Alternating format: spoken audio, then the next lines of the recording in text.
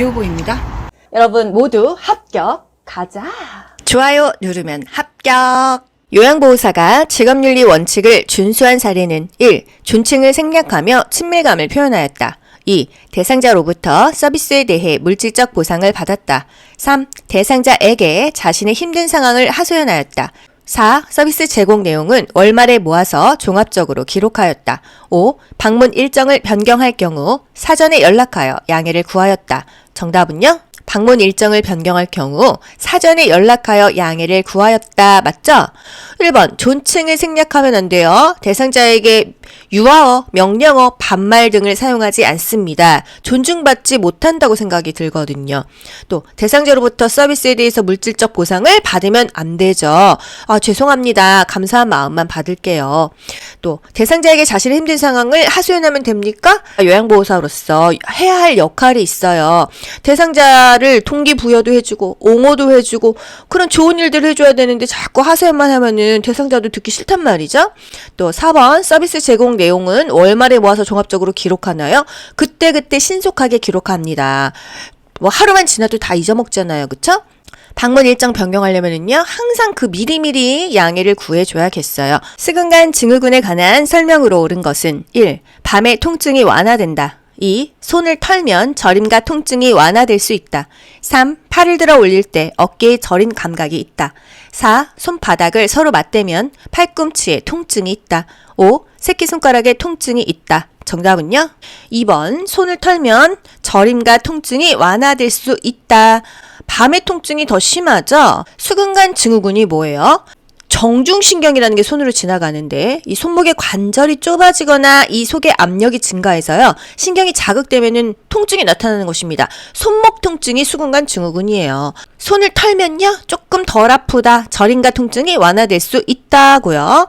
수근간 증후군의 자가 진단법도 국시에 나왔죠? 팔렌 검사입니다. 손목을 구부려요. 양쪽 손등을 맞대고 밀어요. 그러면 손가락이나 손바닥이 저려오거든요. 그러면 나 수근간 증후군인가 보다.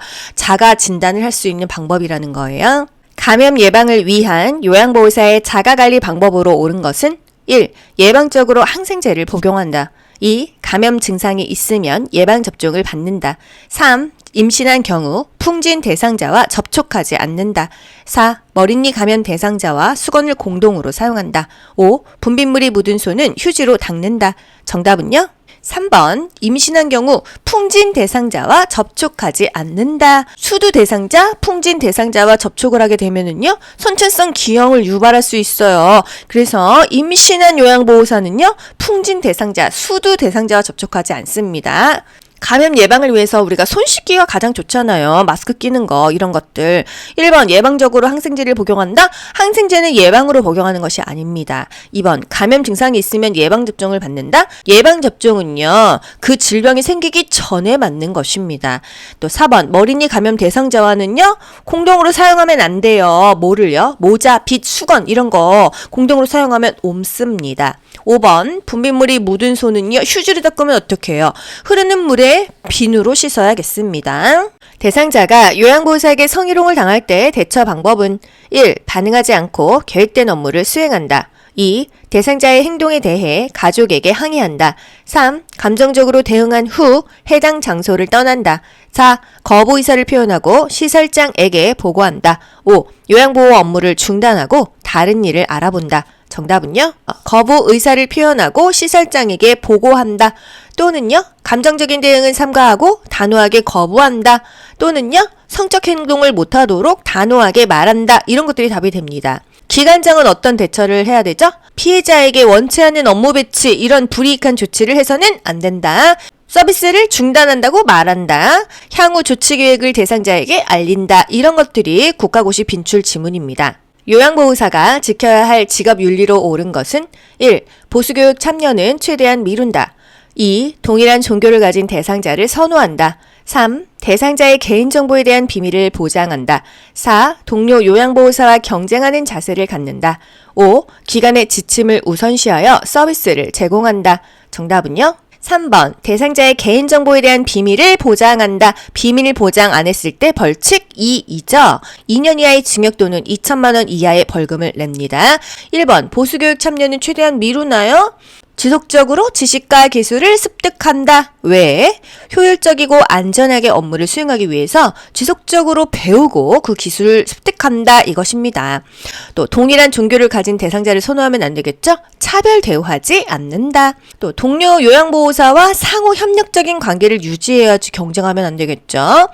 기간의 지침을 우선시하나요? 대상자의 자기 결정을 최대한 존중해서 서비스를 제공하는 거예요. 노인성 질병의 특성으로 옳은 것은 1. 재발이 드물다. 2. 약성분이 체외로 빨리 배출되어 치료가 어렵다. 3. 질병 발생의 원인이 명확하다. 4. 한 가지 질병이 단독으로 발생한다. 5. 정상적인 노화 과정과 구분하기 어렵다. 정답은요? 5번이죠. 정상적인 노화 과정과 구분하기 어렵다. 이게 늙어서 그런 건지 질병이 있는 건지 구분하기가 어려운 것이 노인성 질병의 특성이 되겠습니다. 노인성 질환의 특성 중요하죠.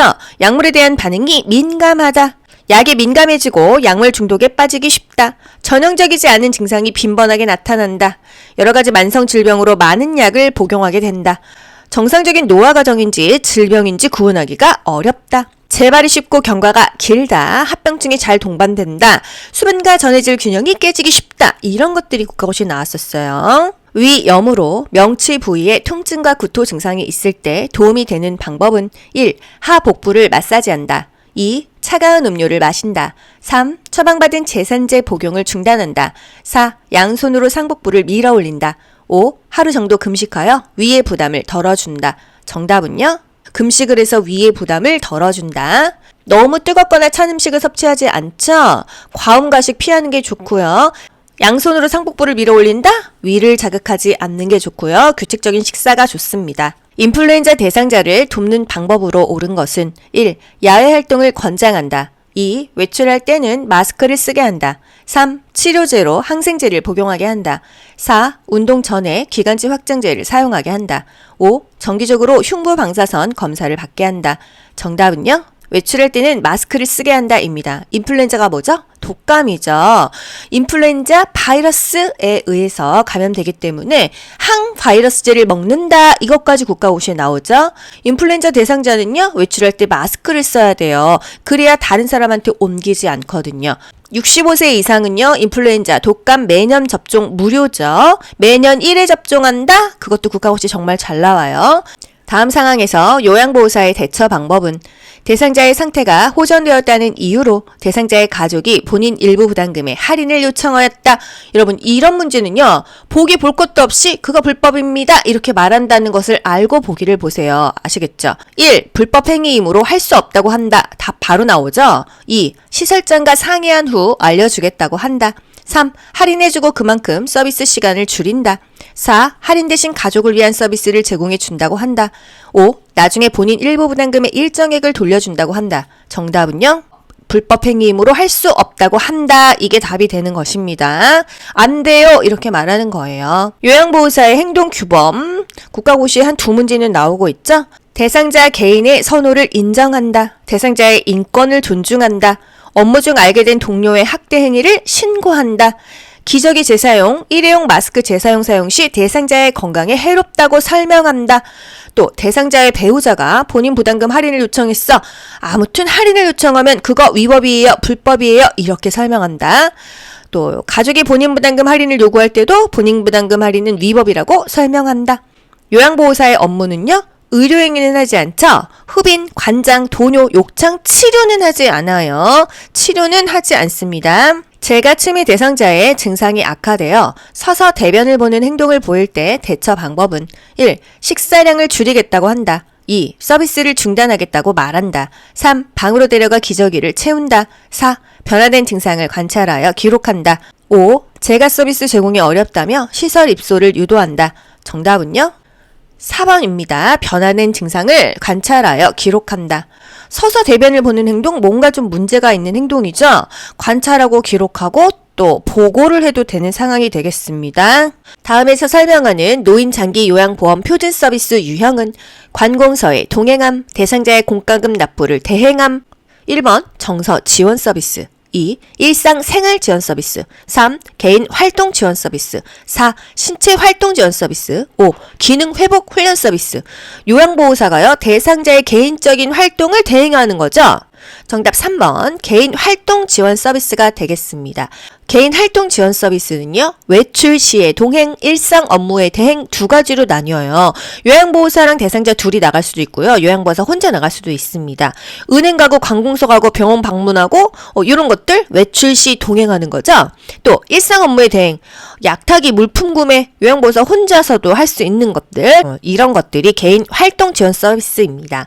개인적인 활동을 지원해주는 서비스이다. 노인 보호 전문 기관의 역할로 옳은 것은 1. 노인 학대 행위자에 대한 수사를 실시한다. 2. 노인 학대 피해 노인에게 장기 숙식을 제공한다. 3. 노인 학대 피해 노인을 위한 성년 후견자를 지정한다.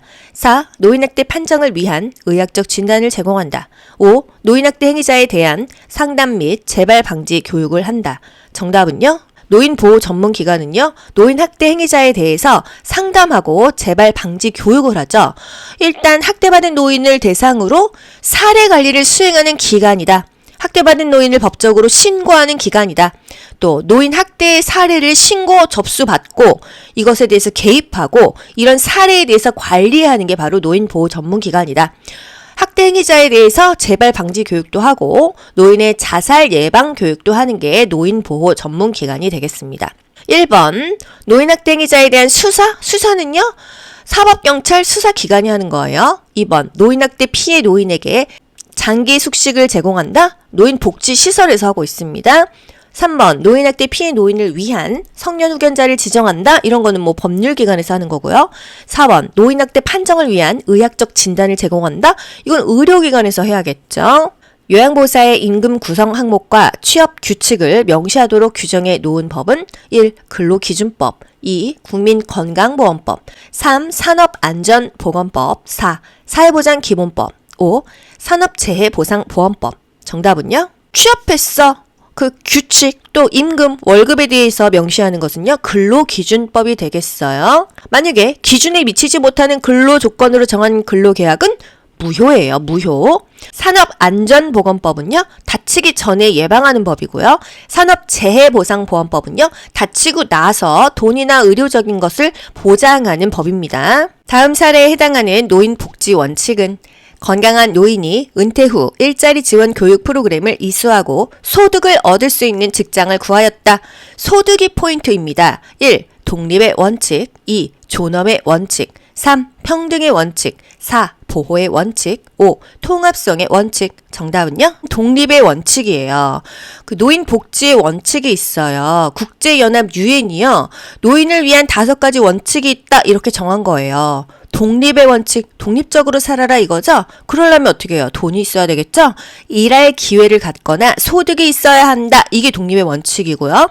노인은 가능한 한 오랫동안 가정에서 살 수 있어야 된다. 이게 바로 독립의 원칙이에요. 요양원 가는 것보다 자기 집에서 사는 게 더 인간으로서 존엄성 있지 않나요? 소득이 있으면은요, 독립적인 인간으로 살 수가 있어요. 누구한테 기대지 않아도 되잖아요. 그쵸? 이게 바로 독립의 원칙입니다. 장기요양 인정 신청 및 판정 절차에 관한 설명으로 옳은 것은 1. 장기요양 인정 신청서는 국민건강보험공단에 제출한다. 2. 대리인이 신청할 경우 요양보호사의 동의가 필요하다. 3. 교육을 이수한 장기요양기관의 직원이 방문조사를 한다. 4. 지방자치단체장이 장기요양 인정 등급을 최종 판정한다. 5. 요양보호사가 대상자에게 장기요양 인정서를 제공한다. 정답 뭐예요? 1번이죠. 장기요양 인정 신청서는요, 공단에 제출한다 입니다. 또 대리인이 신청한 경우 요양보호사 동의가 필요해요? 아니죠. 대리인 어떤 사람이 신청할 수 있죠? 본인, 가족, 친족, 이해관계인, 또 사회복지 전담 공무원이 동의를 했을 때, 또 하나 시장군수구청장이 지정하는 자가요, 신청을 할 수가 있습니다. 또 교육을 이수한 장기요양기관의 직원이 방문조사를 한다? 방문조사 누가 해요? 공단 직원이 하죠. 우리가 공단에 신청하면은요, 공단에서 직원이 나와서 집으로 방문을 해요. 4번. 지방자치단체장이 장기요양 인정 등급을 최종 판정한다. 장기요양 인정 등급을 최종 판정하는 곳은 등급판정위원회입니다. 또 요양보호사가 대상자에게 장기요양 인정서를 제공한다. 공단에서 제공하는 것입니다. 인정서, 이용계획서 이런 것들은 공단에서 주는 거예요. 장기 요양급여 중 시설급여에 해당하는 것은 1. 단기보호 2. 특례요양비 3. 가족요양비 4. 주야간보호 5. 노인요양 공동생활가정 정답 5번이죠. 단기보호는요 재가급여예요. 또 2번 특례요양비는요 특별현금급여였죠. 특별현금급여 3가지 비비비 가족요양비, 특례요양비, 요양병원 간병비 이게 바로 특별현금급여입니다. 주야간보호는요 재가급여죠. 노인요양 공동생활가정 공생이 시설급여였어요. 재가급여 뭐 있었죠? 방문 요양, 방문 목욕, 주야간 보호, 단기 보호, 그 밖의 서비스, 기타 재가급여, 복지연구 대여하는 거 있었죠? 오른쪽 편마비 대상자의 식사를 돕는 방법으로 옳은 것은 여기서 포인트는요. 오른쪽 편마비 대상자예요. 그럼 건강한 쪽은 왼쪽이죠? 왼쪽을 활용하게 한다. 이런 보기를 고르시면 됩니다. 1. 오른쪽을 밑으로 하여 눕힌다. 2. 왼쪽에 베개나 쿠션을 받쳐준다. 3. 사례가 들리면 물을 마시게 한다. 4. 국물로 목을 축인 후 밥을 먹인다. 5. 식후에 입안 왼쪽에 찌꺼기가 있는지 확인한다.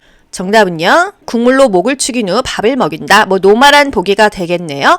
오른쪽 편마비 대상자이기 때문에 불편한 쪽은 지지하고 건강한 쪽은 활용하게 한다. 이게 답입니다. 오른쪽을 밑으로 하여 눕힌다. 건강한 쪽을 밑으로 하고요. 불편한 쪽이 위로 올라가는 것입니다. 그래서 왼쪽을 밑으로 하고 오른쪽을 위로 해야겠죠? 또 불편한 쪽 오른쪽이죠? 오른쪽에 베개나 쿠션을 받쳐준다.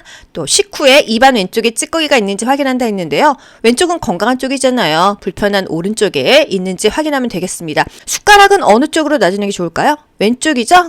건강한 쪽에 숟가락을 놔준다. 건강한 쪽으로 지팡이를 짚는다. 건강한 쪽으로 휠체어를 대준다. 건강한 손으로 짚고 일어난다. 이런 것들이 중요한 것입니다. 연하곤란이 있는 대상자의 경관 영양을 돕는 방법으로 옳은 것은 1. 침상 머리를 올려 대상자를 앉혀준다. 2. 구토를 하면 영양액 주머니를 올려준다. 3. 영양액을 체온보다 낮은 온도로 준비한다. 4. 청색증이 나타나면 영양액 주입 속도를 늦춘다. 5. 주입 중 영양액이 역류되면 비위관을 제거한다. 정답은요? 침상머리를 올려 대상자를 앉혀준다. 구토를 하면요? 비위관을 잠근 후 보고해야겠죠. 영양액을 너무 낮은 온도로 준비하면은 이 위에서 경련 날 수도 있어요. 너무 차갑거나 뜨겁지 않도록 따뜻하게 준비하는 게 좋고요. 청색증이 나타나면 주입 속도를 늦추는 게 아니라 잠그고 보고한다. 또 영양액이 역류되면은요. 역류될 때도 마찬가지로 잠그고 보고하는 게 좋겠습니다. 경관 영양 돕기. 콧줄 많이 꼽죠? 의식이 없어도 시작할게요. 식사 시작할게요. 끝낼게요. 이렇게 항상 대상자에게 알려주는 게 좋습니다. 영양 주머니는 매번 깨끗이 씻어서 말린 후 사용한다. 위간 영양은 1분에 몇 cc 이상 주입하지 않을까요? 50cc입니다. cc랑 ml가 같은 단위예요. 50cc 또는 50ml 같죠? 또 비간 주변에 윤활제를 바른다. 코에 많이 꽂기 때문에 코가 많이 헐어요. 윤활제를 바른다. 잘 고정되어 있는지 확인한다. 많은 양의 알약을 복용하는 대상자를 돕는 방법으로 옳은 것은 1. 잘게 쪼개어 먹인다. 2. 두세 번으로 나누어 먹인다. 3. 물로 한꺼번에 녹여 먹인다. 4. 갈아서 가루로 만들어 먹인다. 5. 숟가락에 담아 입안 깊숙이 넣어 먹인다. 정답은요?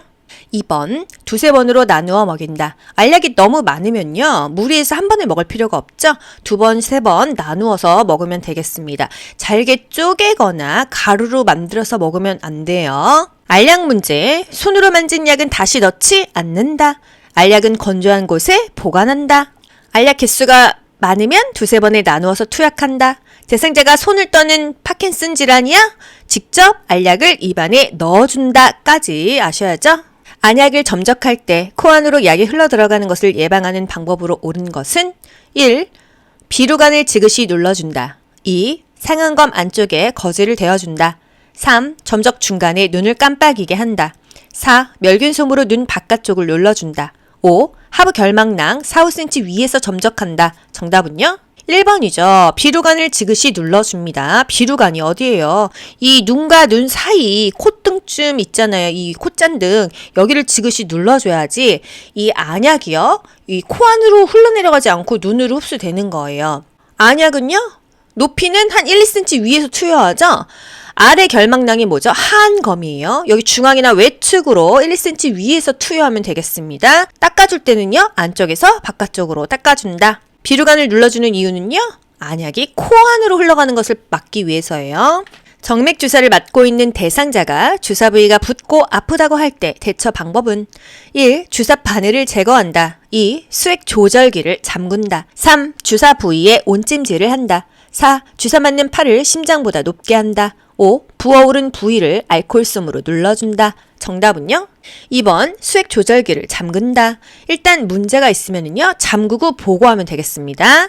수액병은요, 심장보다 높아야겠죠. 그래야 중력에 의해서 우리 몸 안으로 들어가니까요. 하지만 우리 몸보다 항상 아래에 있어야 되는 건 뭐죠?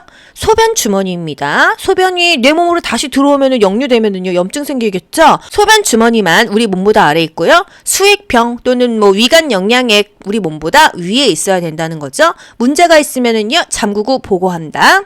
바늘 제거했어. 비비나요? 비비지 않는다. 왜? 피멍 발생되니까 비비지 않는다. 피멍 발생 예방을 위해서 지그시 누르고 절대로 비비지 않는다까지가 국가고시에서 원합니다. 노화가 건강하게 진행되기 위한 방법으로 적절한 것은 1. 자녀에게 의존하는 생활을 한다. 2. 사회적 관계망을 점차 좁힌다. 3. 수직적인 부부관계를 유지한다. 4. 지역 자원봉사 활동에 참여한다. 5. 만성질환을 민간요법으로 관리한다. 정답은요? 4번 지역 자원봉사활동에 참여한다. 자녀에게 의존하는 생활을 했나요? 아니죠. 노인은 노년의 삶을 스스로 책임질 수 있도록 노력해야 되는 거예요. 또 사회적 관계망을 유지하고 생산적인 활동을 하는 게 좋겠죠. 가족이나 친구들과 계속 접촉하는 게 좋겠습니다. 부부간의 관계는요, 동반자로 전환이 되어야 돼요. 또 만성질환은 민간요법으로 관리하나요? 의사의 진료 후 치료해야 합니다. 다음에서 설명하는 노년기의 심리적 특성은 자신감이 저하됨, 결단이나 행동이 느려짐, 요게 포인트죠. 1. 조심성의 증가. 2. 애착심의 증가. 3. 외향성의 증가. 4. 유산을 남기려는 경향. 5. 생에 대한 회고의 경향. 정답은요? 1번 조심성의 증가입니다. 결단이나 행동이 느려지고 매사에 신중해진다, 망설여진다, 조심성이 증가해서 그렇죠. 자신감이 저하된다, 자기 의견을 못 낸다, 결정 장애가 있다, 대답을 못한다, 다 조심성의 증가예요. 2번 애착심의 증가는요, 오랫동안 자신이 사용해오던 친근한 물건에 대해서 애착이 강한 거예요. 외향성의 증가, 내향성이 증가하는 거죠. 사회적 활동 감소하죠. 타인 만나는 거 기피해요. 점점 내향적으로 변해간다. 유산을 남기려는 경향 역시 증가. 내가 이 세상에 다녀갔다, 이런 흔적을 후세에 남기고 싶어 하죠. 가치 있는 삶이었다는 것을 인정받고자 합니다. 유산을 남기려는 경향도 증가한다. 생에 대한 회고의 경향 증가. 다가오는 죽음을 평온한 마음으로 맞을 수 있게 합니다. 요양보호사의 서비스 제공 원칙으로 옳은 것은 1. 업무 효율을 위해 권위적인 태도를 유지한다. 2. 응급상황 시 우선순위에 따라 의료행위를 한다. 3. 대상자의 잔존 능력을 고려하여 서비스를 제공한다. 4. 대상자의 생활 방식을 요양보호사의 기준에 맞춘다. 5. 대상자의 사적 정보를 동료 요양보호사와 공유한다. 정답은요? 3번 대상자의 잔존 능력을 고려하여 서비스를 제공한다. 이게 바로 요양보호 서비스의 제공 원칙이에요. 1번 업무 효율을 위해 권위적인 태도를 유지한다? 아니죠. 대상자와 요양보호사는요, 대등한 관계예요. 또 응급상황 시 우선순위에 따라서 하는 건 좋은데 의료행위는 하지 않는다. 요거 헷갈리지 마세요. 또 4번 대상자의 생활 방식은요, 요양보호사의 기준에 맞춰요? 무조건 대상자에게 맞춰줘야겠죠. 대상자의 삶을 존중해준다. 대상자의 성격, 습관, 선호하는 서비스를 제공한다. 또 5번 대상자의 사적 정보 공유하면 안 되겠죠. 비밀을 누설하면 안 된다. 이거 어겼을 때요, 벌칙 2이죠. 2년 이하의 징역을 가든지 2천만 원 이하의 벌금을 내게 됩니다. 요양보호사는요, 비밀을 누설했을 때 벌칙은 2고요. 간호조무사는요, 더 세요. 3이에요. 요양보호사 시험이기 때문에 여러분은 2를 기억하세요. 2년 이하의 징역을 가든지, 싫으면 또는 2천만 원 이하의 벌금을 내라, 돈을 내라, 이겁니다. 노인학대 유형 중 정서적 학대에 해당하는 것은 1. 유언장의 내용을 변조한다. 2. 친척과의 연락을 차단한다. 3. 약물을 강제로 복용하게 한다. 4. 노동에 대한 임금을 지급하지 않는다. 5. 생존에 필요한 생활비 지급을 중단한다. 정답은요? 정서적 학대 2번이죠. 친척과의 연락을 차단한다. 또 정서적 학대 뭐 있어요? 침묵하거나 무시하거나 투명인간 취급하는 거죠. 말을 걸지 않아요. 대화하지 않아요. 이거 정서적인 학대고요. 친구 못 만나게 해. 친척들과 연락 못하게 해. 이거 바로 정서적인 학대입니다. 또 치매 증상이 심한 그 노모한테 시설로 보내버린다, 내쫓아버린다 이렇게 협박을 일삼는 거 역시 정서적인 학대입니다. 종교활동 참여를 방해한다, 집안 경조사에 참여시키지 않는다, 이런 것들이 다 정서적인 학대가 되겠습니다. 1번 유언장의 내용을 변조한다. 이거는 경제적인 학대예요. 또 3번 약물을 강제로 복용하게 한다. 신체적인 학대죠. 4번 노동에 대한 임금을 지급하지 않는다. 경제적인 학대고요. 5번 생존에 필요한 생활비 지급을 중단한다. 방임입니다. 방임. 방임은요. 노인이 어떠한 안 좋은 상태로 있어도 집 안에 있다 이렇게 국가고시 용어로 답을 체크하면 맞는데요. 방임은 노인에게 필요한 의식주 또는 의료를 적절하게 제공하지 않는 거죠. 필요한 물품도 제공하지 않습니다. 예를 들어서 틀니, 보청기, 지팡이, 휠체어 이런 거 제공 안 하는 거 방임이에요. 신체적 학대는요. 포인트가 뭐예요? 집 밖으로 못 나가게 한다. 집 안으로 못 들어오게 한다. 노인의 거주지 출입을 통제한다. 이게 가장 많이 나오고요. 생존 유지의 기본적인 것을 단절시킨다. 가스 끊었어, 난방 끊었어, 전기 끊었어, 수도 끊었어. 이게 바로 신체적인 학대가 되겠고요.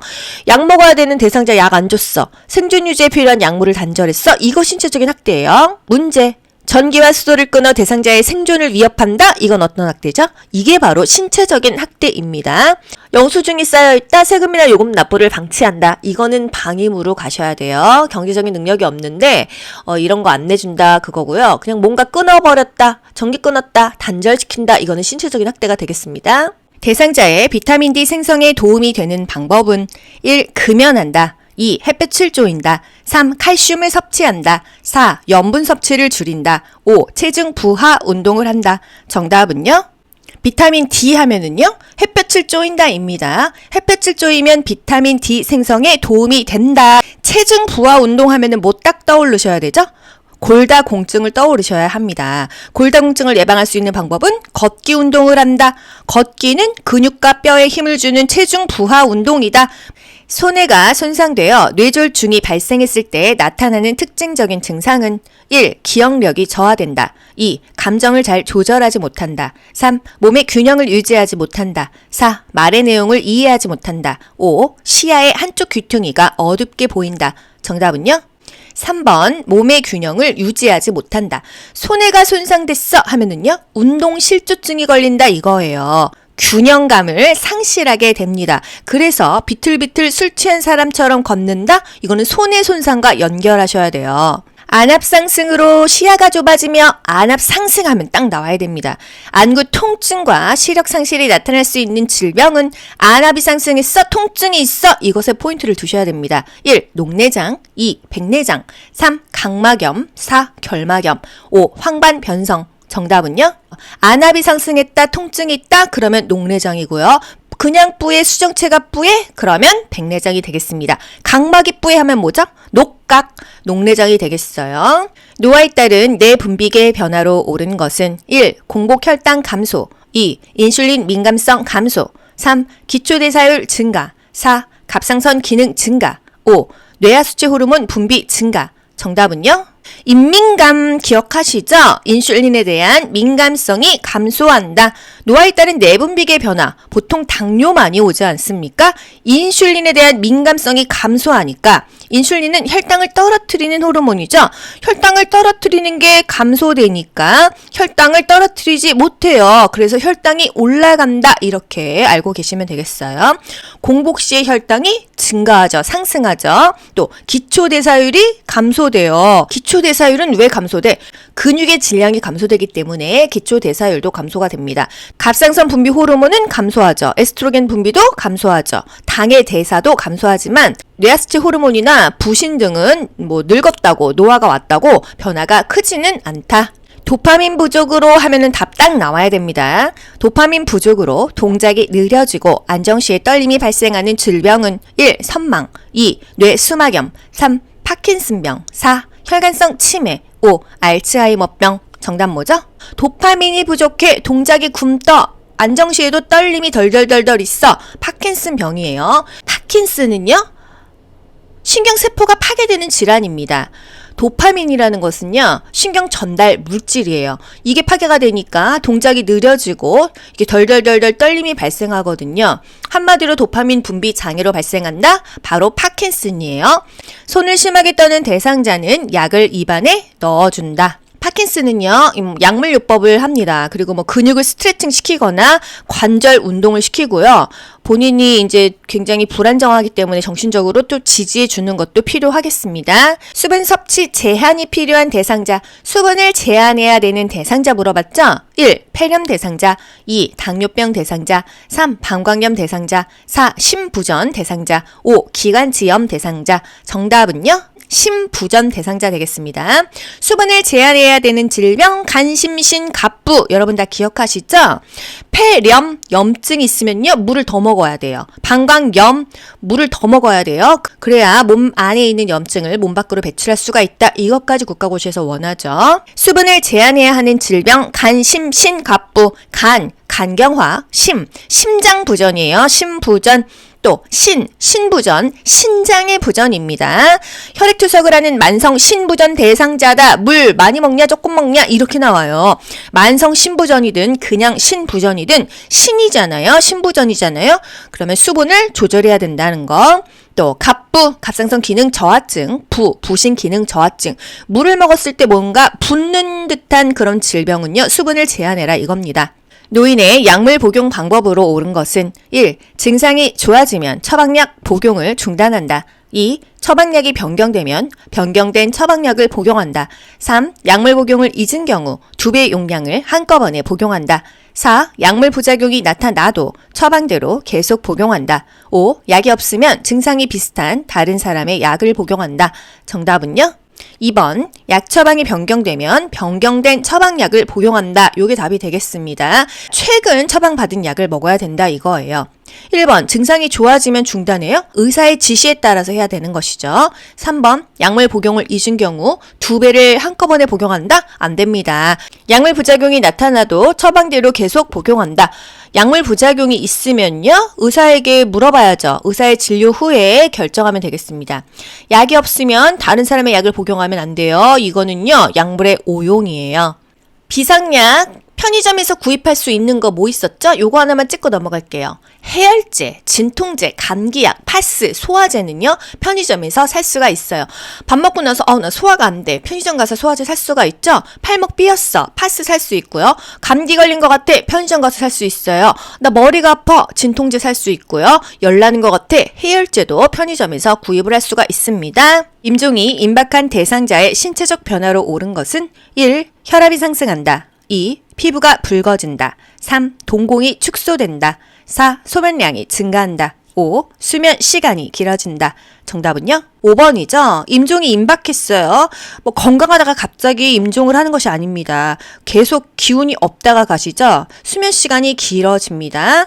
또 맥박은 약해지고 혈압이 떨어지죠. 피부색은 좀 파래집니다. 순환이 안 되기 때문이죠. 동공은 확대된다. 소변량도 감소한다. 이걸 핍뇨라고 하죠. 임종 징후 감소하는 것, 맥박 떨어지고 혈압이 떨어집니다. 소변도 거의 없어져요. 왜? 먹은 게 없으니까. 동공은 확대되고요. 수면 시간이 길어진다는 것은 잠자는 시간이 길어진다는 거예요. 의식이 흐려지고 혼수 상태에 빠지는 경우가 많죠. 호흡이 안 좋다? 상체를 올려준다. 이거 기억하시죠? 무호흡과 깊고 빠른 호흡이 교대로 나타난다. 임종 시의 호흡, 체인 스토크스 호흡이라는 것입니다. 손발이 차가워지고 순환이 안 되니까 피부색이 파랗게 변한다. 산소 공급이 안 된다. 이 얘기예요. 겨울철에 뇌졸중을 예방하기 위한 안전수칙으로 옳은 것은 1. 실외 운동을 권장한다. 2. 새벽보다 낮 시간에 운동한다. 3. 따뜻한 곳에서 바로 차가운 곳으로 나간다. 4. 술을 많이 마신 다음 날에 아침 운동을 권장한다. 5. 장갑, 모자, 목도리는 운동에 방해가 되므로 착용하지 않는다.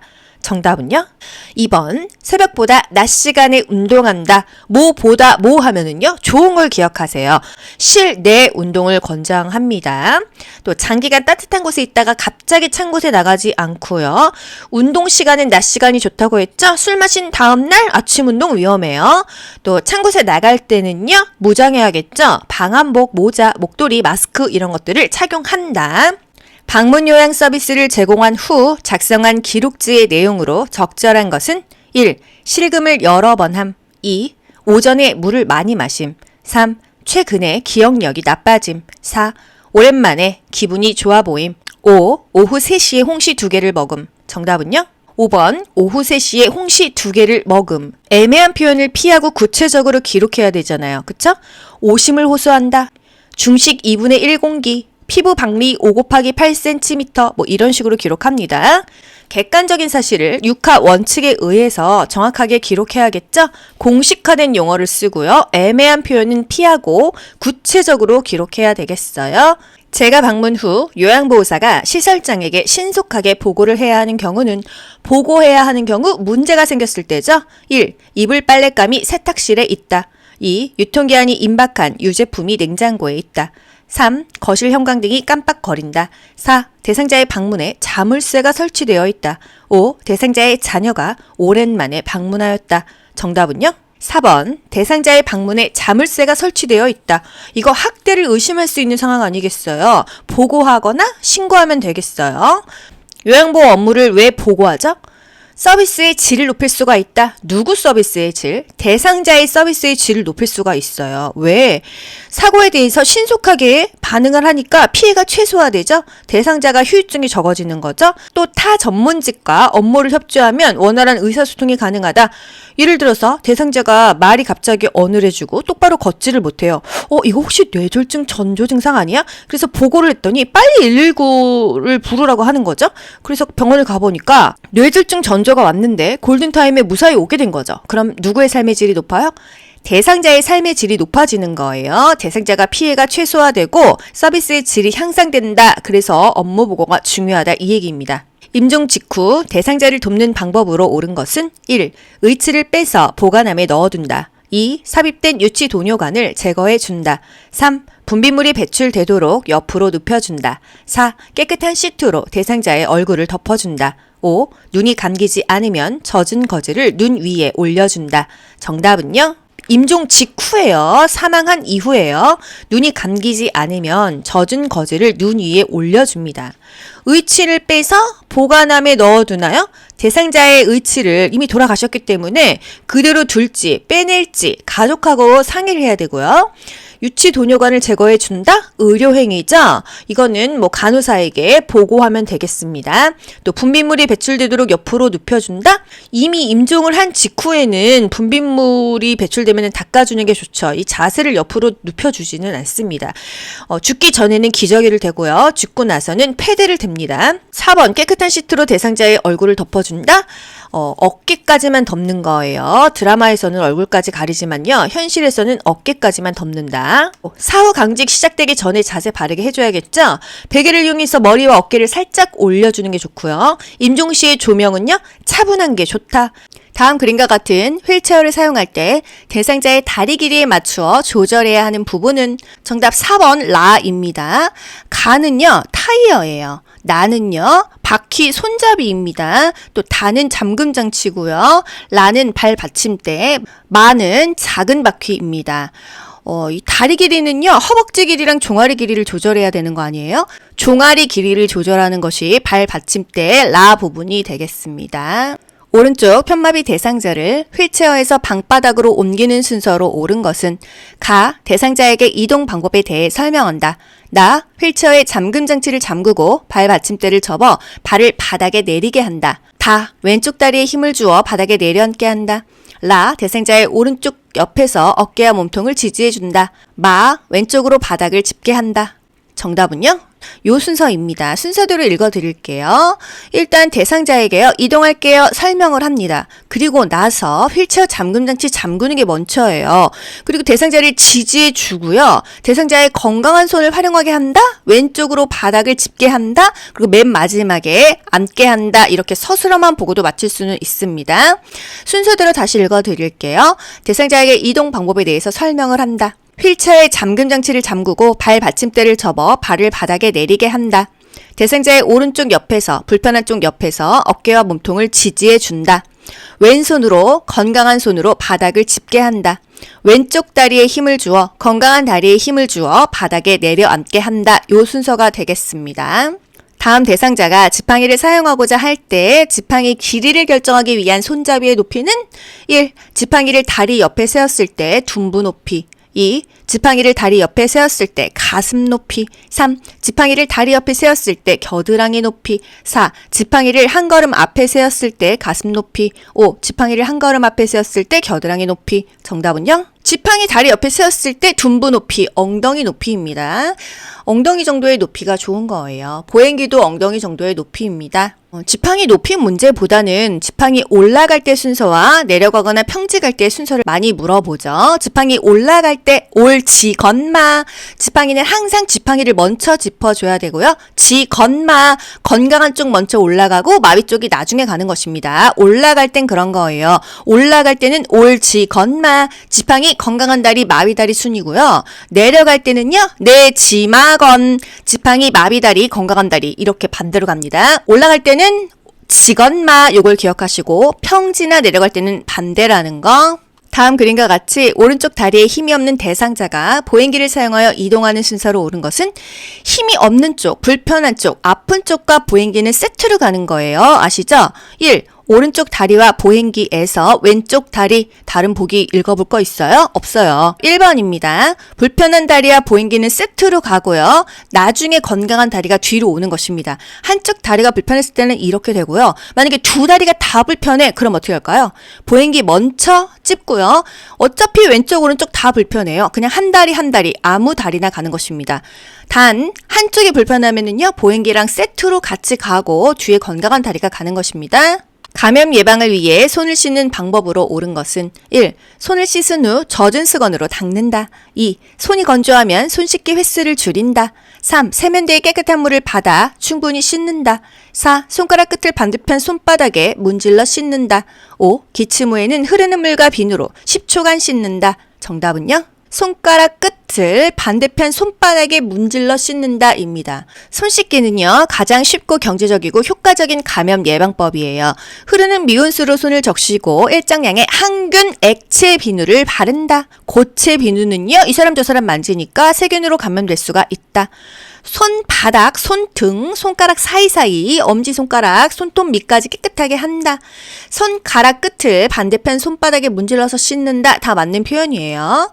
휴지나 깨끗한 마른 수건으로 손의 물기를 제거한다. 손이 건조하면 보습 제품을 발라준다. 기침 후 흐르는 물에 비누로 30초 이상 씻는다. 다음과 같은 상황에서 요양보호사의 적절한 반응은 시설 침해 대상자. 어제는 목걸이를 가져가더니 오늘은 금가락지를 훔쳐갔어. 도대체 누구야? 요양보호사 뭐라고 해야 되죠? 같이 찾아볼까요? 이게 답이에요. 1. 어르신 생각에는 누가 훔쳐간 것 같으세요? 2. 어르신, 자꾸 남을 의심하시면 안 돼요. 3. 어르신 서랍장에 있는지 함께 찾아봐요. 4. 금가락지와 목걸이가 어떤 모양이에요? 5. 아드님께 더 예쁜 것으로 사오라고 할게요. 함께 찾아볼까요? 이 정답 뭐예요? 3번이죠.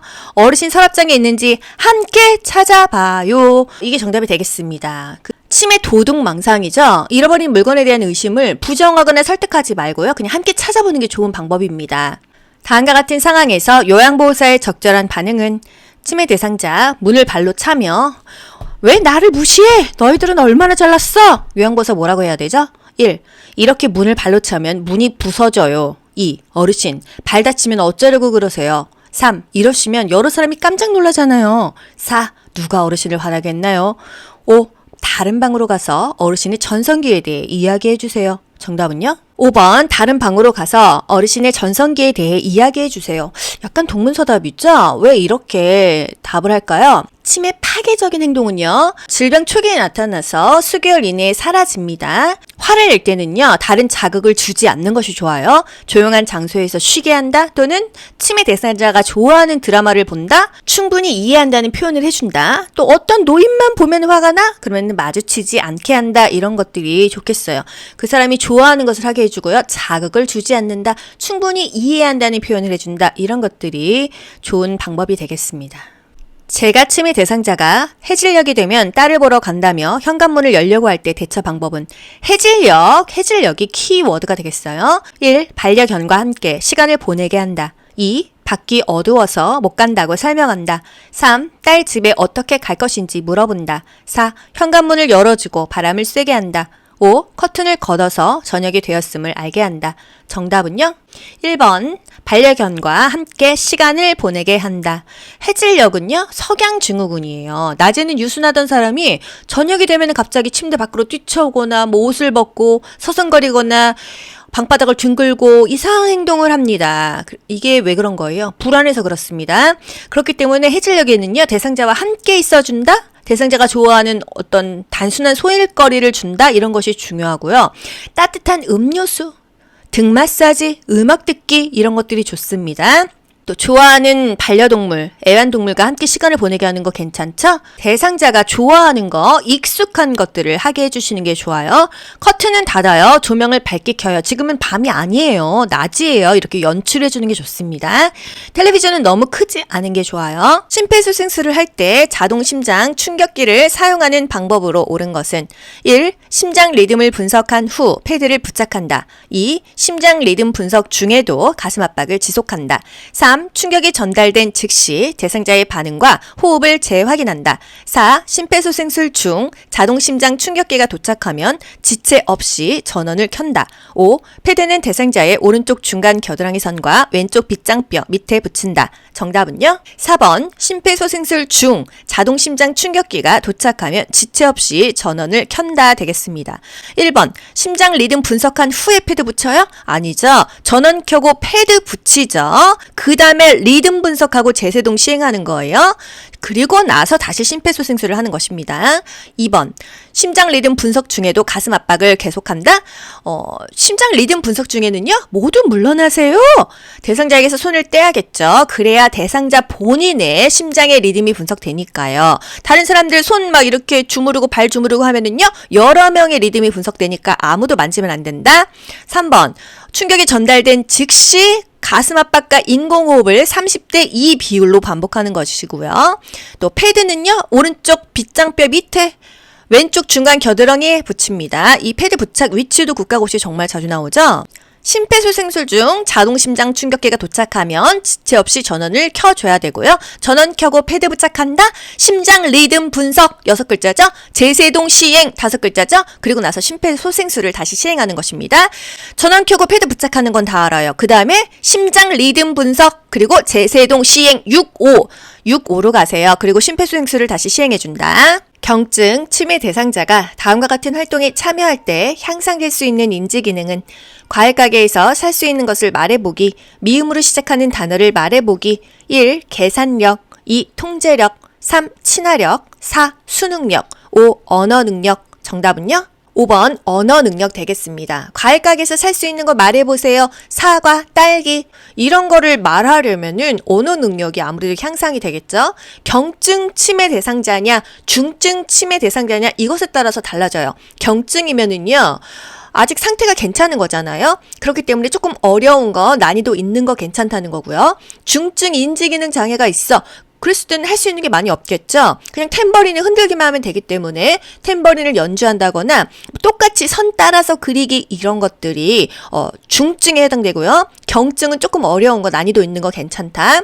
인지기능에 전혀 문제가 없어. 그러면은 일기 쓰기도 내 건강에 굉장히 좋다는 거예요. 치매 대상자의 병원 방문을 도울 때 의사소통하는 방법으로 옳은 것은 1. 대상자가 치매 환자임을 인식시킨다. 2. 요양보호사가 동행한다고 말해주며 안심시킨다. 3. 대상자가 방문 이유를 알고 있는지 질문하여 확인한다. 4. 병원에서 검사 후 진료받고 약을 탈 것이라고 설명한다. 5. 치매의 정도가 심해졌을 수도 있다고 분명하게 말해둔다. 정답은요? 요양보호사가 동행한다고 말해주며 안심시킨다.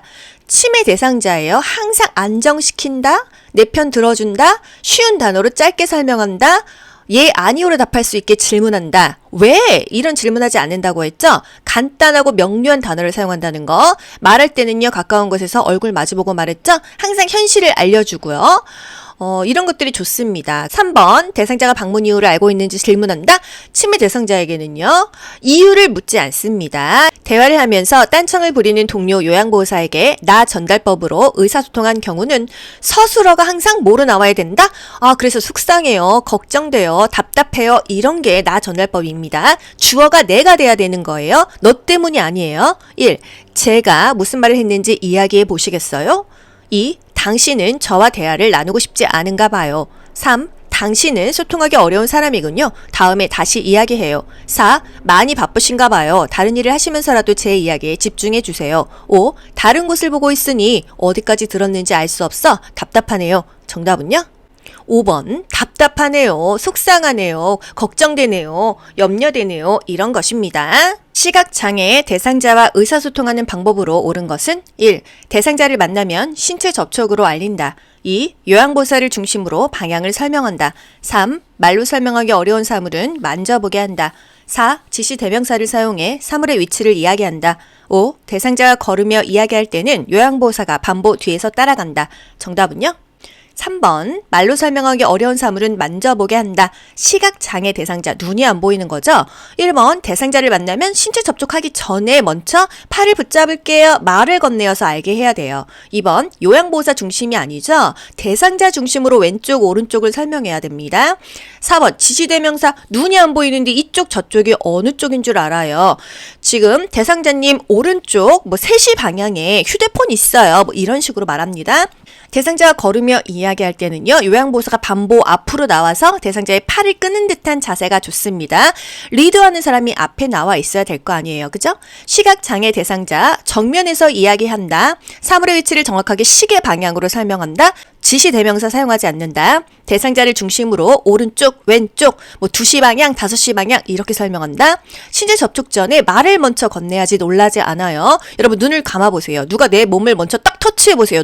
너무 놀라겠죠? 먼저 말을 건네고 터치해야 됩니다. 침상에 누워 지내는 대상자의 머리를 손질하는 방법으로 옳은 것은 1. 머리카락이 엉켜있을 경우 잘라낸다. 2. 귀마개 솜으로 양쪽 귀를 막고 손질한다. 3. 탈모 예방을 위해 이틀에 한 번씩 빗질한다. 4. 거울을 제공하여 머리 모양을 확인하게 한다. 5. 빗질 중간중간에 머리를 잡아당겨 모근을 강화한다. 정답은요?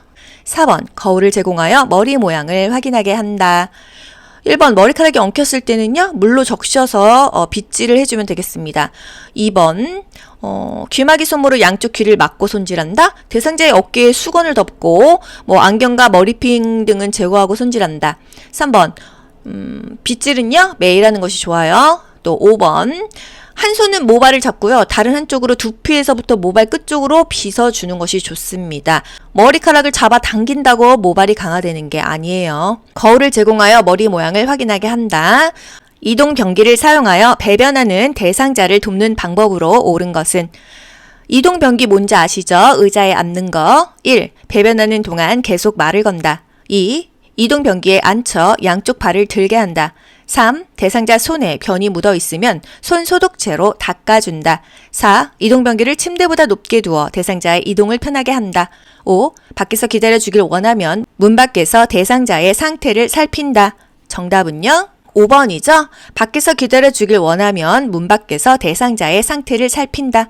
1. 배변하는 동안 계속 말을 건다기보다는요, 호출배를 대상자 손 가까이에 주거나 배설이 끝나면 알려주세요 이런 식으로 합니다. 또 2번, 이동변기에 앉혀 양쪽 발을 들지 않죠? 양쪽 발이 바닥에 닿아야 안정적인 자세가 돼요. 이동변기가 그렇게 무겁지 않습니다. 뒤로 넘어갈 수 있어요. 3번, 대상자 손에 변이 묻었으면요, 물건 물과 비누로 손을 씻는다. 또 4번 이동변기를 침대 높이랑 같게 하는 것입니다. 침대에 누워있던 대상자가 화장실에 간다며 일어나 앉더니 어지럽다고 할 때 대처 방법은 1. 찬물을 마시게 한다. 2. 기저귀를 채워준다. 3. 이동변기를 사용하게 한다. 4. 서둘러 화장실로 데려간다. 5. 잠시 침대에 앉아있게 하고 지켜본다. 정답은요? 누워있던 대상자 앉았는데 어지러워? 다시 눕히죠? 앉아있던 대상자 일으켰는데 어지러워? 다시 앉히죠? 종전의 자세로 바꿔주는 거예요. 잠시 침대에 앉아있게 하고 지켜본다. 원래 자세로 눕히고 보고한다. 이런 것들이 답이 되겠습니다. 간이변기를 사용하여 침상에서 배설하는 대상자를 돕는 방법으로 옳은 것은 간이변기가 뭔지 머릿속에 떠올리면서 보기 보셔야 돼요. 넣다 뺐다 요강 같은 거죠. 1. 대상자가 스스로 변기 위에 앉게 한다. 2. 열탕으로 소독할 수 있는 변기를 사용한다. 3. 변기 놓을 자리에 젖은 수건을 깔아 놓는다. 4. 침대를 평평하게 하여 배에 힘을 주기 쉽게 한다. 5. 변기를 침대 난간과 90도가 되게 놓은 후 대상자를 앉힌다. 정답은요. 열탕으로 소독할 수 있는 변기를 사용한다. 아니 변기가 거의 플라스틱이거든요. 대소변이 묻기 때문에 소독을 열탕으로 할 수 있으면 좋겠다 이 얘기예요. 1번 대상자가 스스로 변기 위에 앉게 한다. 이동 변기가 아니잖아요. 간이 변기는 넣다 뺐다 하는 거잖아요. 그쵸? 3번 변기 놓을 자리에 젖은 수건을 깔아둔다. 방수포를 엉덩이 아래 깔아놓는 거죠. 또 4번 침대를 평평하게 해주면은 힘이 안 져지죠. 침대 머리를 올려줘서 대상자가 힘을 주기 쉬운 자세를 취하게 해줘야 되겠습니다. 또 변기를 침대 난간과 90도가 되게 놓는 게 아니죠. 대상자가 협조가 가능하면은요. 이 엉덩이 좀 들어보세요. 이렇게 하고요. 대상자가 꼼짝도 못해 협조가 불가능해. 그러면요. 옆으로 돌린 다음에 간이변기 넣어주고 다시 똑바로 눕혀가지고 용변을 해결하는 거죠. 간이변기는요. 열탕으로 소독할 수 있도록 충분한 내열성이 있어야 된다. 침상에서 용변을 해결하기 위함이다. 배설하지 못했으면 변이가 생길 때 다시 데워준다. 두부 밑에 방수포를 깐 후에 간이변기를 데워준다. 이런 것들 알고 가세요. 시설에서 대상자의 기저귀를 교환하는 방법으로 옳은 것은 1. 불쾌한 냄새를 제거하기 위해 창문을 열고 기저귀를 교환한다. 2. 기저귀는 정해진 시간에 교환한다. 3. 기저귀를 교환할 때마다 시설장에게 보고한다. 4. 오염된 기저귀는 바깥면이 보이도록 말아서 버린다. 5. 대상자가 허리를 들 수 없으면 엎드리게 하여 기저귀를 교환한다. 정답은요? 4번이죠. 오염된 기저귀는 바깥면이 보이도록 말아서 버린다. 이 안쪽에 이 대소변을 이렇게 감싸서 겉에는 깨끗하게 버리라는 거예요. 1번 불쾌한 냄새를 제거하기 위해서 창문을 열면요. 감기 걸리죠. 교환하고 나서 창문을 열어서 환기를 하거나 탈취제를 이용해서 냄새를 제거해주면 되겠습니다. 2번 기저귀는 정해진 시간에 교환한다. 욕창 생겨요. 자주 살펴보고 젖었으면 신속하게 갈아줘야겠습니다. 기저귀를 교환할 때마다 보고를 할 필요는 없죠. 문제가 있을 때만 보고합니다. 또 대상자가 허리를 들 수 없으면요. 옆으로 돌려 눕힌 상태에서 기저귀를 갈아주는 것입니다. 기저귀는요.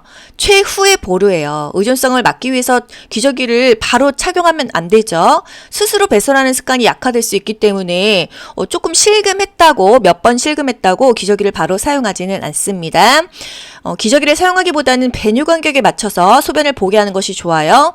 대상자의 일상 업무를 대행하는 방법으로 옳은 것은 1. 보호자에게 필요한 서비스가 있는지 확인한다. 2. 동일한 업무를 재요청할 때에는 스스로 하게 한다. 3. 업무를 대행하기 전에 준비할 자료나 경비를 점검한다. 4. 업무 대행에 불만족해하면 다른 요양보호사를 연계해준다. 5. 서류 발급 업무를 대행하기 전에 요양보호사의 인감증명서를 받는다. 정답은요? 3번 업무를 대행하기 전에 준비할 자료나 경비를 점검한다 되겠습니다. 외출 시에 동행 일상 업무의 대행 개인 활동 지원 서비스 방법 볼게요. 외출 목적을 파악한다. 상황에 맞는 외출 준비를 한다. 구체적인 외출 계획을 세운다. 필요한 것들을 점검한다. 대상자가 이용하는 병원 미리 확인한다. 또 계단을 오를 때는 쉬면서 이동한다. 대상자의 협조가 필요하다고 하면은 사전에 협의한다. 외출 후 동행이 만족스러웠는지 확인한다. 대상자의 업무 대행 경과를 수시로 확인시켜준다. 대상자의 신체 상태를 고려하여 이동 보조 기구를 준비한다. 이런 것들이 국가고시에 나오고 있습니다. 방금 식사를 마친 시설 치매 대상자가 계속 밥을 달라고 할 때 요양보호사의 적절한 반응은 1. 방금 드셨는데 무슨 말씀이세요? 2. 이미 한 그릇 다 드셨어요. 잘 기억해 보세요. 3. 다음 식사를 준비하고 있으니 조금만 기다려 주세요. 4. 계속해서 식사를 달라고 하시니 제가 너무 힘들어요. 5. 식사량이 충분하지 않으셨군요. 점점 식사량이 느는 것 같아요. 정답은요? 계속 밥 달라고 하는데 계속 줄 수는 없어요. 그래서 지금 준비하고 있으니까 조금만 기다려주세요. 원래는 거짓말을 하면 안 되는데요. 이렇게 조금 안심시키면서 다독거려 주는 것입니다. 왜 자꾸 밥을 달라고 하죠? 시간 개념을 상실했어요. 그래서 지금 식사한 것을 잊어버리거나 심리적인 불안감 때문에 계속 달라고 하는 것일 수 있습니다. 지금 준비하고 있으니까 조금만 기다려주세요. 또는 먹고 난 식기를 그대로 두고 이거 드셨네요 이렇게 해도 되고요. 또 달력에 동그라미 표시하면서 밥 먹었어요 이렇게 표시를 하기도 합니다. 지금 준비 중이니까 조금만 기다리세요 이거고요. 대상자가 계속 네가 훔쳐갔지 하면은요 같이 찾아볼까요? 이게 답이 되겠습니다. 치매 대상자가 밤낮이 바뀌어 점심 식사 후 계속 졸고 있을 때 대처 방법은 1. 침대로 가서 눕게 한다. 2. 따뜻한 우유를 제공한다. 3. 조용한 음악을 틀어준다. 4. 커튼을 쳐서 실내를 어둡게 한다. 5. 밤 동안의 수면 상태를 파악한다. 정답은요? 5번 밤 동안의 수면 상태를 파악한다 되겠습니다. 1번 침대로 가서 눕게 한다. 낮잠 자면은 밤에 잠을 안 잘 거 아니에요. 산책과 같은 야외 활동을 하거나 운동을 시킨다. 낮잠을 자면은 밤에 잠을 못 자니까 지금 낮에 잠을 재우는 보기들은 다 틀린 거예요. 침대로 가서 눕게 하면 안 되겠죠? 따뜻한 우유 제공하면 졸리잖아요. 조용한 음악도 틀어주는 게 아니죠. 커튼을 쳐서 실내를 어둡게 한다? 이거보다는 말을 걸어서 자극을 주는 게 더 좋겠습니다. 밤에 잘 수 있게 해준다. 치매 수면 장애, 치매 대상자의 수면 상태를 관찰하죠. 산책이나 이런 야외 활동을 통해서 신선한 공기를 접하면서 운동하도록 돕는 게 좋겠어요. 침실의 온도를 적절하게 조절해준다. 잠 잘 자도록 이런 것들이 답이 됩니다. 치매 대상자가 목적 없이 집 안에 이곳저곳을 배회할 때 대처 방법은 1. 방을 바꾸어 준다. 2. 창문을 열어둔다. 3. 색칠하기 활동을 하게 한다. 4. 취침 직전에 운동량을 늘려준다. 5. 실외에 배회 코스를 만들어준다. 정답은요? 3번 색칠하기 활동을 하게 한다. 치매 배회에 볼게요. 안전한 주변 환경을 조성하는 게 좋아요.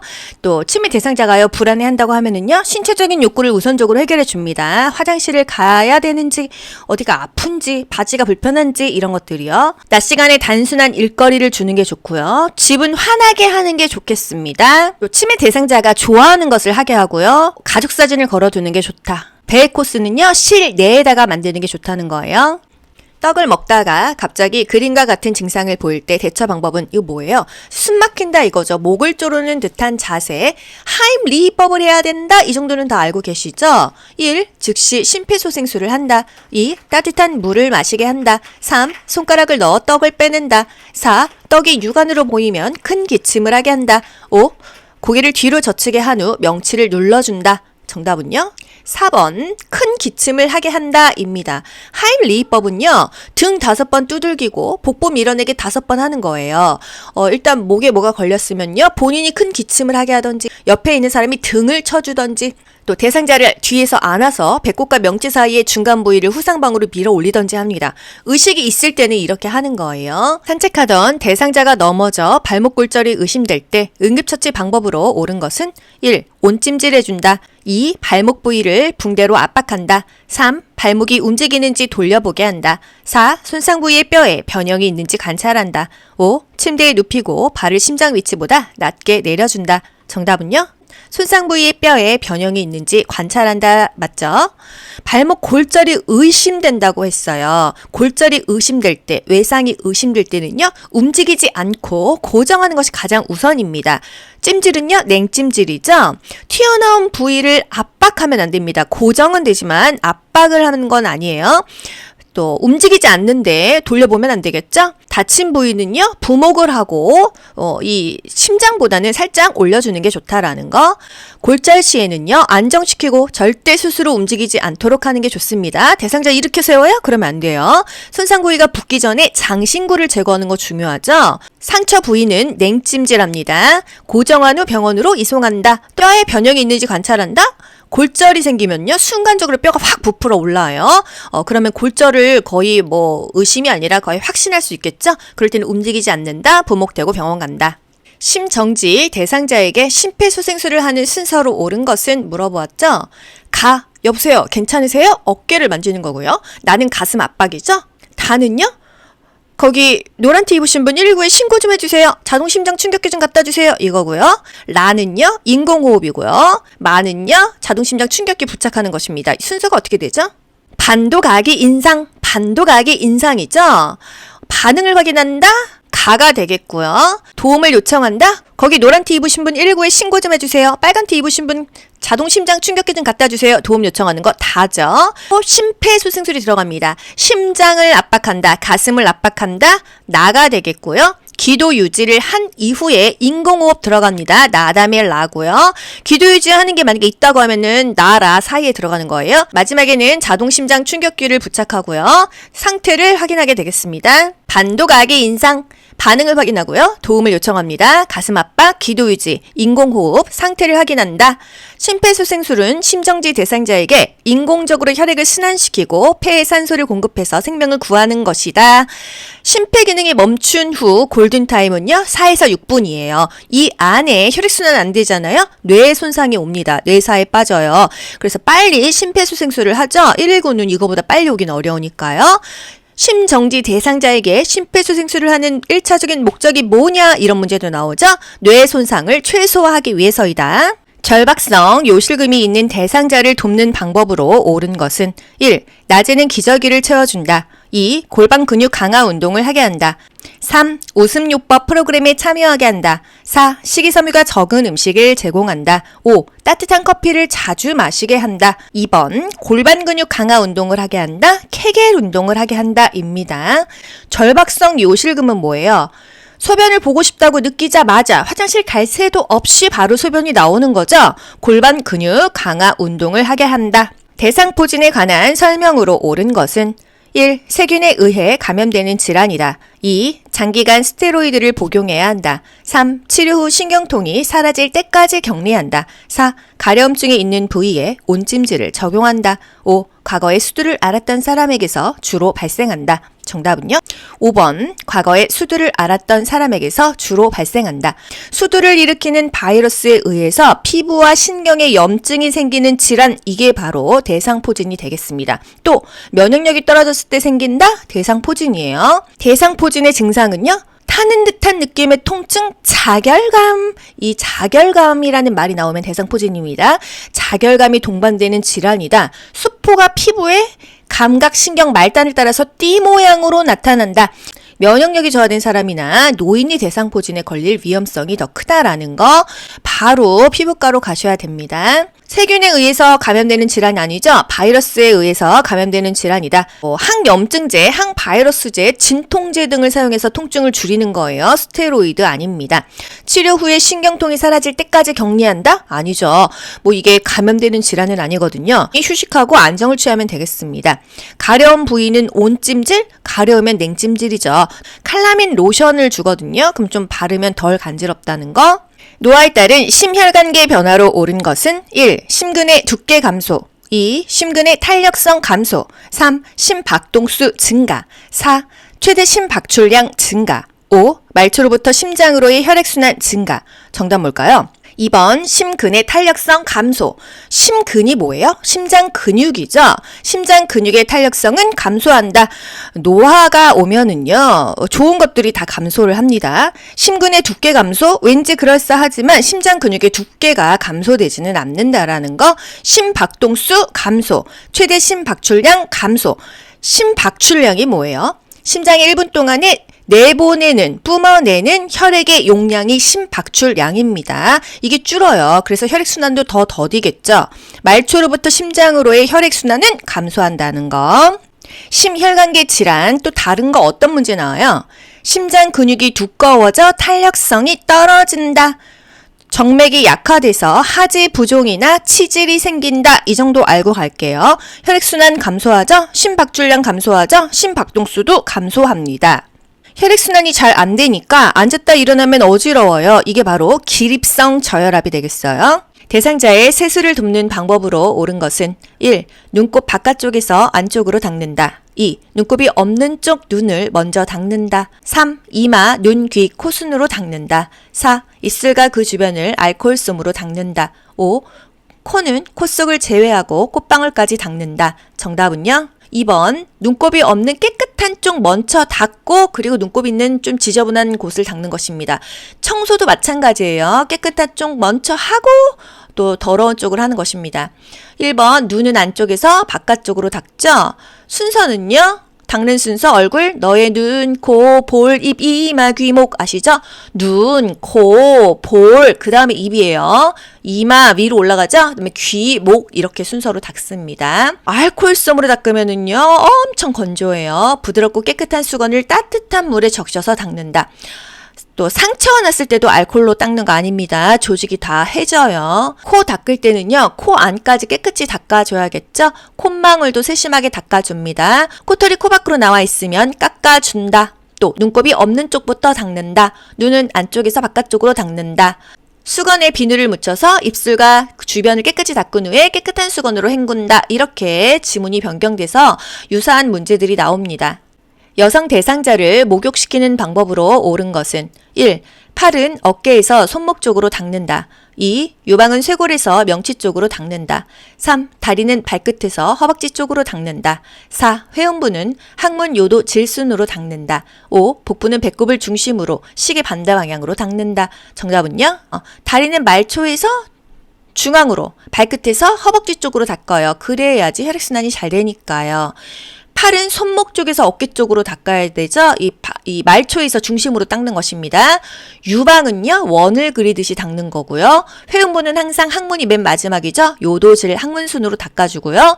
배는 시계 방향으로 닦아줘야 장 운동이 활발해지고 배변에 도움을 주는 거예요. 엉덩이는 어떻게 닦죠? 둔부는 엉덩이 사이와 항문 주위를 닦는다. 침상 목욕, 침대에서 목욕할 때는요. 항상 말초에서 중심으로, 손목에서 팔 쪽으로, 발목에서 이 허벅지 쪽으로, 유방은 원을 그리고요. 복부도 시계 방향으로, 얼굴은요. 너의 눈, 코, 볼, 입, 이마, 귀, 목 이 순으로 닦습니다. 대상자의 낙상을 예방하는 방법으로 옳은 것은 1. 길고 헐렁한 하의를 입힌다. 2. 하지 근력 강화 운동을 하게 한다. 3. 야간에는 화장실 표시 등을 끈다. 4. 화장실에 가기 쉽게 침대 난간을 내려둔다. 5. 취침 시에는 침대를 요양보호사의 허리 높이로 맞춘다. 정답은요? 2. 하지 근력 강화 운동을 하게 한다. 근력이 있으면 아무래도 균형 감각이 더 올라가니까요. 1번 길고 헐렁한 하의를 입히면요. 걸려가지고 넘어질 수가 있기 때문에 피한다. 야간에는 화장실 표시등을 반드시 켜줘야 돼요.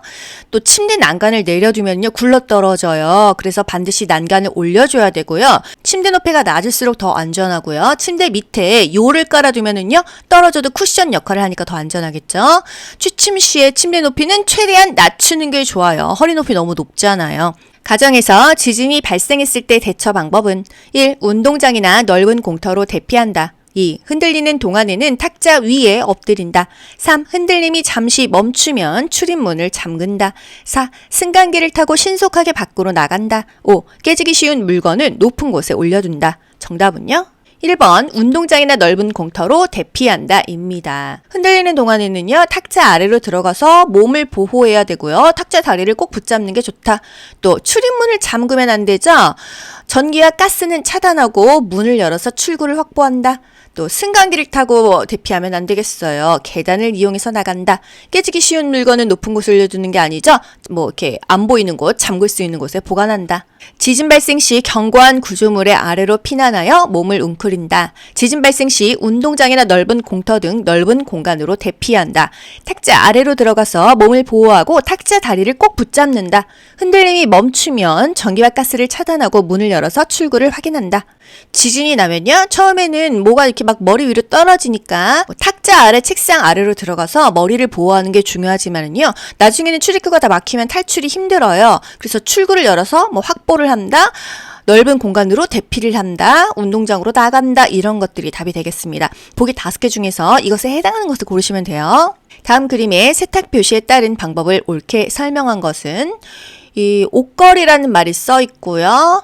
또 이렇게 그늘 같은 표시가 있습니다. 1. 다림질하여 햇볕의 건조함. 일단 햇볕은 아니라는 거 알겠죠? 2. 옷걸이를 빼고 뉘어서 건조함. 3. 옷걸이를 빼고 햇볕에 뉘어서 건조함. 4. 옷걸이에 걸어서 그늘에서 건조함. 5. 옷걸이에 걸어서 드라이 클리닝함. 정답은요? 4번 옷걸이에 걸어서 그늘에 건조함 되겠습니다. 복지용구 중에서 요실금 팬티를 사용하는 방법으로 옳은 것은 1. 요실금 팬티는 세탁하여 사용할 수 있다. 2. 실금량이 적을 때는 말려서 재사용한다. 3. 요실금 팬티 위에 일반 팬티를 덧입힌다. 4. 신체보다 한두 치수 큰 것으로 사용한다. 5. 사용한 팬티는 모아서 한꺼번에 세탁한다. 정답은요. 요실금 팬티는 세탁해서 사용할 수 있다. 요실금 팬티는요, 일반 섬유 팬티에다가 방수 패드가 부착되어 있어요. 세탁 후에 반복 사용이 가능하죠? 다음 그림과 같이 휠체어에 앉아있는 대상자를 침대로 옮길 때 두 명의 요양보호사가 각각 지지해야 하는 부위는 한 명은 상체 지지하죠? 한 명은 하체 지지해야 되는 거예요. 1. 겨드랑이와 가슴, 종아리와 발목. 2. 겨드랑이와 가슴, 넙다리와 발목. 3. 겨드랑이와 팔, 넙다리와 종아리. 4. 등과 허리, 종아리와 발목. 5. 등과 허리, 넙다리와 발목. 정답은요? 3번 겨드랑이와 팔, 넙다리와 종아리. 한 명은 상체를 지지한다. 또 다른 사람은 하체를 지지한다 이거예요. 휠체어는요. 침대에 평행하게 붙이고 잠금 장치를 잠가줍니다. 크고 힘이 센 사람이 뒤쪽에 서요. 그래서 양쪽 겨드랑이 아래로 팔을 집어넣어서 이 대상자의 팔을 안쪽에서 밖으로 잡아줍니다. 또 다른 사람은요. 대상자의 하체를 잡죠. 종아리 아래에 넙다리 밑에 손을 넣는다. 이 넙다리가 허벅지잖아요. 허벅지랑 종아리를 지지해준다 이겁니다. 그래서 하나 둘 셋 해서 구령과 함께 들어 올리는 거예요. 겨드랑이와 팔, 넙다리와 종아리를 지지한다. 상체 한 곳, 하체 한 곳을 지지한다. 유치도뇨관을 삽입하고 있는 대상자를 돕는 방법으로 옳은 것은 1. 수분 섭취를 제한한다. 2. 보행할 때는 연결관을 잠가둔다. 3. 소변이 배출되지 않으면 유치도뇨관을 교체한다. 4. 소변량이 적으면 연결관을 잠가둔다. 5. 아랫배가 아프다고 하면 연결관이 꺾여 있는지 확인한다. 정답은요? 5번 아랫배가 아프다고 하면 연결관이 꺾여 있는지 확인한다. 유치도뇨관 중요한 거 뭐 있었죠? 유치도뇨관의 소변 주머니는요. 우리 몸보다 아래, 방광보다 아래, 아랫배보다 아래 놓아야 됩니다. 그래야 소변이 역류되지 않는 거예요. 자유로이 움직일 수는 있어요. 이 소변이 빠지는 관이, 줄이 꺾여 있거나 눌려 있거나 꼬여 있으면요. 소변이 안 빠지죠.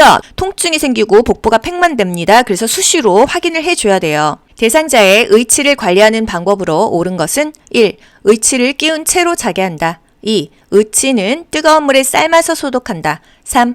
의치를 필백제에 담가 변색을 막는다. 4. 위쪽 의치를 끼울 때는 손바닥으로 밀어서 끼운다. 5. 전체 의치는 위쪽 의치와 아래쪽 의치를 맞추어서 보관한다. 정답은요? 전체 의치는 위쪽 의치와 아래쪽 의치를 맞추어서 보관한다. 안 그러면 분실되거든요. 의치를 빼고 자야겠죠? 왜? 잇몸 압박, 자극을 해소하기 위해서 한 6, 7시간 빼고 잡니다. 의치는 뜨거운 물에 삶으면요, 쪼그라들어요. 변형되니까 안 된다라는 거. 의치 뭘로 닦죠? 의치 세정제나 주방세제를 묻혀가지고 미온수로 닦습니다. 표백제에 담그면 변색되죠. 안 돼요. 의치 비싸거든요. 윗니를 끼울 때는요, 엄지, 검지 2개를 쓰죠. 아랫니를 끼울 때는요, 손가락 하나, 검지로만 눌러서 끼웁니다. 의치는요, 중요한 거, 찬물에 담가라. 뜨거운 물은요, 쪼그라드니까 안 된다. 윗니부터 끼고 윗니부터 빼라. 윗니 끼고 아랫니 끼고 윗니 빼고 아랫니 빼고 이렇게 하는 거예요. 자기 전에 빼서 잇몸 압박을 해소해라. 고정된 장소에 보관을 해서 분실을 방지해라. 모양의 변형을 막기 위해서 찬물에 보관해라. 침상에서 대상자의 머리를 감기는 방법으로 옳은 것은 1. 눈과 귀를 수건으로 덮고 감긴다. 2. 감긴 후 머리에 남아있는 물기는 자연 건조되게 한다. 3. 머리를 감긴 후 면봉으로 귀 속까지 닦아준다. 4. 대상자의 어깨가 침대 모서리에 오도록 눕힌다. 5. 머리 밑에 패드 한쪽을 대고 반대편 패드 끝은 물바지 양동이 안에 넣는다. 정답은요? 5번이에요. 침상에서 침대 위에서 머리를 감기는 방법입니다. 머리 밑에 패드 한쪽을 대고 반대편 패드 끝은 양동이 안에 넣는다. 1번 눈과 귀를 수건으로 덮어요. 솜으로 귀를 막고요. 눈에는 수건을 올려놓는 거예요. 또 2번 감긴 후에 머리에 남아있는 물기는요 드라이기로 말려야지 감기 안 걸리겠죠. 3번 면봉으로 귀의 겉, 웨이도 이거는 닦아도 되는데 귓속까지 닦으면 손상이 와서 안 된다는 거죠. 또 대상자의 머리가 침대 모서리에 오도록 몸을 비스듬하게 놓는 것입니다. 어깨가 아니고 머리를 감겨야 되니까 머리가 침대 모서리에 와야 된다라는 거. 이불은 허리까지 접어내린다. 방수포 위에 수건을 놓아서 어깨 아래에서 가슴 위까지 감싼다. 베개를 치우고 침대 모서리에 머리가 오도록 한다. 손가락으로 마사지해요? 손톱으로 마사지해요? 손가락 끝으로 마사지하죠? 따뜻한 물로 헹궈줘야 돼요. 언어장애가 있는 대상자와 의사소통하는 방법으로 옳은 것은 말을 못해요. 1. 이야기하는 동안 음악을 틀어놓는다. 2. 한 번에 여러 내용을 명확하게 이야기한다. 3. 알아들을 내용을 요약하여 이야기해 보게 한다. 4. 눈을 깜빡이거나 손짓으로 의사를 표현하게 한다. 5. 질문에 대한 답변이 끝나기 전에 다음 질문을 한다. 정답은요? 눈을 깜빡이거나 손짓으로 의사를 표현하게 한다. 언어장애가 있어요. 보통 뇌졸중 걸리시면은요, 반신마비가 오고 이 말을 잘 못하거든요. 이런 경우는 눈 깜빡여보세요. 손짓으로 표시해보세요. 이렇게 의사소통을 할 수가 있습니다. 음악 틀어놓으면 안 되겠죠. 소음을 피하고 대화에 주의를 기울여야겠어요. 한 번에 여러 내용을 명확하게 이야기할 수 있어요? 한 번에 한 가지씩. 소통이 안 되냐면은요, 그림판, 문자판 괜찮죠? 뭐 바나나 굳이 설명하지 않고요. 뭐 바나나랑 딸기 이렇게 들고요. 둘 중에 어떤 거 드실래요? 이렇게 할 수 있겠다는 거죠. 그림판 좋다. 언어 장애는요, 말을 못하기 때문에 예, 아니요 이렇게 짧게 대답하는 게 좋습니다. 또 질문에 대한 답변이 끝난 다음에 질문을 해야죠. 연결해서 질문하지 않습니다. 언어 장애 대상자는요, 예, 아니요 이렇게 대답할 수 있게 질문을 하는 게 좋고요. 잘 표현하면은요, 칭찬해주고 긍정적인 공감을 해줘야 돼요. 왜? 어제까지 멀쩡하다가 오늘부터 말 못하고 반신마비로 누워있어요. 얼마나 지금 의기소침하고 자존감이 떨어져 있겠어요? 조금만 잘해도, 아이고, 우쭈쭈쭈 잘하십니다. 이게 바로 동기부여자의 역할이죠. 얼굴과 눈을 응시하고요. 그림판 활용하면 좋겠습니다. 다음과 같은 방법으로 의사소통해야 하는 대상자를 일관성 있게 대한다. 날짜, 시간, 사람을 자주 인식시킨다. 주의사항을 그림이나 문자로 제시한다. 1. 시각장애 대상자. 2. 언어장애 대상자. 3. 행동장애 대상자. 4. 진압력 장애 대상자. 5. 공간 지각력 장애 대상자. 정답은요? 4번 진압력 장애 대상자가 되겠어요. 진압력 장애 대상자는요, 시간, 장소, 사람을 자주 인식시켜주는 게 좋습니다. 지금은 겨울이니까 도토리는 가을에 주스러 가요. 이름과 존칭을 함께 사용해야 되겠죠? 안녕하세요, 싱싱이님. 저는 요양보호사 귀요보입니다. 또 모든 물품에 이름표를 붙이는 것도 좋습니다. 기본적인 정보를 자주 반복해 주고요. 또 예전에 과거의 사진, 가족의 사진 이런 것들을 보면서 기억하게 하는 게 좋습니다. 시설, 치매 대상자가 프로그램 중 바지를 벗는 행동을 자주 할 때 대처 방법은 1. 편안한 바지로 갈아입혀 본다. 2. 바지를 입으라고 큰 소리로 말한다. 3. 스스로 바지를 입을 때까지 기다린다. 4. 가족에게 상황을 설명하고 퇴소를 권한다. 5. 바지를 벗으려고 할 때 손을 꽉 잡아 제지한다. 정답은요? 편안한 바지로 갈아입혀 본다입니다. 치매 대상자가 바지를 벗는다고 하면은 일단 이 옷이 불편한 건지, 대소변에 욕구가 있는 건지, 회음부가 어떻게 아픈지 이런 상태를 확인하고 도와주는 게 좋겠고요. 뭐 편안한 바지로 갈아입힌다. 상처가 있는지 확인한다. 화장실을 데리고 간다. 이런 것들이 답이 1차적으로는 될 수가 있습니다. 하지만 이게 뭐 노출증이야. 자꾸 옷을 벗고 성기를 노출해 이런 경우는요, 조금 단호하게 가죠. 벌과 보상을 적절하게 사용하거나 뭐 침착하게 옷을 입힌다, 당황하지 않는다, 좋아하는 것을 가져간다고 경고한다, 이런 여러 가지 다양한 보기들이 그때그때 다르게 나올 수가 있어요. 뭐 자연스럽게 다른 장소로 이동한다, 단호한 말로 제지한다. 그래서 그 보기 5개 중에서 가장 근접한 것을 고르시고요. 내가 바지를 벗었어도 남한테 피해를 안 줬어. 그러면은요, 바지를 갈아입힌다, 아픈지 확인한다 이런 거고요. 막 성기를 노출하고 성추행을 했어. 이럴 때는 강하게 단호하게 제지한다, 분명하게 말한다, 이런 것들이 답이 되겠습니다. 치매 대상자가 자신이 즐겨 입는 꽃무늬 스웨터를 접었다 폈다 하느라 잠을 자지 않을 때 대처 방법은 1. 스웨터를 입고 자자며 다독인다. 2. 늦었으니 내일 다시 하라고 한다. 3. 그런 행동을 하는 이유를 물어본다. 4. 세탁해 주겠다며 스웨터를 가져간다. 5. 수건으로 바꾸어주고 계속하게 한다. 정답은요? 1번 스웨터를 입고 자자며 다독인다. 치매 반복 행동이죠. 보통은 주의를 환기합니다. 하지만 해가 되지 않는다면은요, 무리하게 중단시키지 않고 그냥 내버려 둔다. 이것도 답이 되겠죠? 스웨터를 입고 자자며 다독인다. 안심시켜 주는 것이 중요합니다. 왜 그러시는 거예요? 이유를 물어보나요? 이유를 물어보지 않아요. 부정적인 것을 상기시키지 않습니다. 치매 대상자에게는요, 보통 거의 다 대답이 동문서답이에요. 이유를 묻지 않습니다. 그냥 주의를 환기하는 거, 안심시켜주는 거, 다독거리는 것이 답이 되겠어요. 대상자의 주거 환경을 안전하게 관리하는 방법으로 옳은 것은 1. 거실 출입구에 문턱을 설치한다. 2. 다리 간격이 좁은 식탁을 사용한다. 3. 몸이 충분히 잠기도록 깊은 욕조를 선택한다.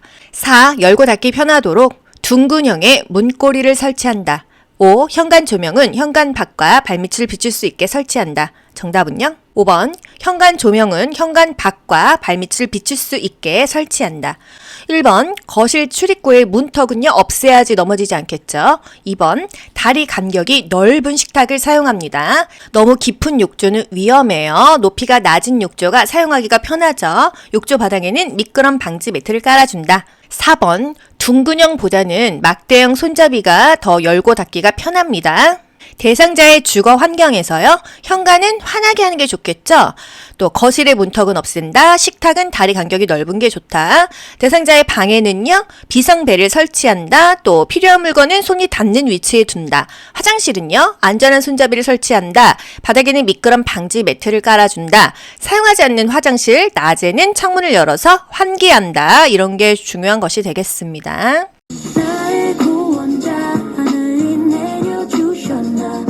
여러분 모두 합격. 가자. 좋아요 누르면 합격.